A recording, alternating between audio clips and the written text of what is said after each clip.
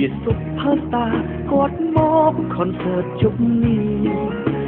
ខ្ញុំឆ្លេឆ្លារកទិញតុក្កតាចង់បញ្ជាក់ពីចិត្តគ្រប់ត្រតែខ្ញុំគ្មានប្រាក់ឲ្យធ្វើមិនទៅបាននៅចិត្តមនុស្សសំខាន់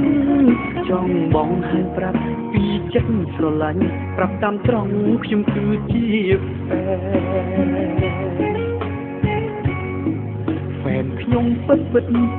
ចេញពីចិត្តមិនប្រឌិតថាក៏មិនបោកប្រាស់ព្រោះខ្ញុំជាខ្មែរខ្ញុំគាំទ្រណាស់ដល់សិល្បៈមិនដែលខកខានរាល់ថ្ងៃខំធ្វើទាំងស្ទាយទង្វើឲ្យគេមកថាខ្ញុំជាហ្វេនបិទខ្ញុំគ្មានអ្វីតែគាំទ្រមែនតទៅនឹងជារៀងរហូតនៅម៉ោង8:79គាត់ចាប់ផ្ដើមច្រៀងគ្រប់គ្នាអូភ្លៀងខ្ញុំអូនណាបាច់តួខ្ញុំគ្មានអ្វីតែខ្ញុំអរចេញពីចិនដាព្រោះបានឃើញតារាខ្ញុំស្រឡាញ់គាត់បានជោគជ័យពេលគាត់ច្រៀងចប់ខ្ញុំស្កាត់ទៅជួបប្រចង់ប្រាប់ពីចិត្តពិតពេលស្ដាប់ចប់ហើយគាត់ឆ្លើយអរគុណហើយជូនពរឲ្យខ្ញុំសុខសាន្តហើយគាត់ប្រាប់ទៀតថាគាត់នឹងខំធ្វើការឲ្យសិល្បៈយ៉ាងរឹងស្កាត់តបស្នងជូនវិញនៅទឹកចិត្តថ្លាថ្លៃសន្យាឆ្នាំថ្មីជួបទៀតណាតបស្នងជូនវិញនៅទឹកចិត្តថ្លាថ្លៃសន្យាឆ្នាំថ្មីជួបទៀតណា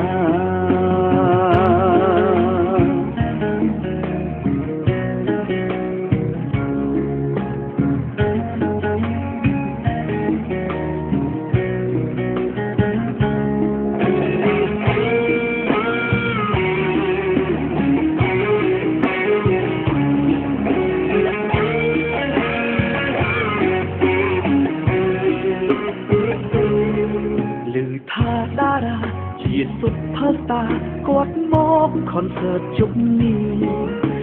ខ្ញុំឆ្លេឆ្លារកទិញតុក្កតាចង់បញ្ជាក់ពីចិត្តគ្រប់ត្រតែខ្ញុំគ្មានប្រាក់ឲ្យធ្វើមិនទៅបាននៅចិត្តមនុស្សសំខាន់ចង់បងឲ្យប្រាប់ពីចិត្តស្រឡាញ់ប្រាប់តាមត្រង់ខ្ញុំគឺជាហ្វេនខ្ញុំពិតគឺចេញពីចិត្តមិនប្រឌិតថាក៏មិនបោកប្រាស់ព្រោះខ្ញុំជាខ្មែរខ្ញុំគាំទ្រណាស់ដល់សិល្បៈមិនដែលខកខានរាល់ថ្ងៃខំធ្វើទាំងស្ទាយទង្វើឲ្យគេមកថាខ្ញុំជាហ្វេនបិទខ្ញុំគ្មានអ្វីតែគាំទ្រមែនតទៅនឹងជារៀងរហូតនៅម៉ោង8:79គាត់ចាប់ផ្ដើមច្រៀងគ្រប់គ្នាអូភ្លៀងខ្ញុំអូនណាបាត់តួខ្ញុំគ្មានអ្វីតែខ្ញុំអរចេញពីចិនដាព្រោះបានឃើញតារាខ្ញុំស្រឡាញ់គាត់បានជោគជ័យពេលគាត់ច្រៀងចប់ខ្ញុំស្កាត់ទៅជួបប្រចង់ប្រាប់ពីចិត្តពិតពេលស្ដាប់ចប់ហើយគាត់ឆ្លើយអរគុណហើយជូនពរឲ្យខ្ញុំសុខសាន្តហើយគាត់ប្រាប់ទៀតថាគាត់នឹងខំធ្វើការឲ្យសិល្បៈយ៉ាងរឹងស្កាត់តបស្នងជូនវិញនៅទឹកចិត្តថ្លាថ្លៃសន្យាឆ្នាំថ្មីជួបទៀតណាតបស្នងជូនវិញនៅទឹកចិត្តថ្លាថ្លៃសន្យាឆ្នាំថ្មីជួបទៀតណា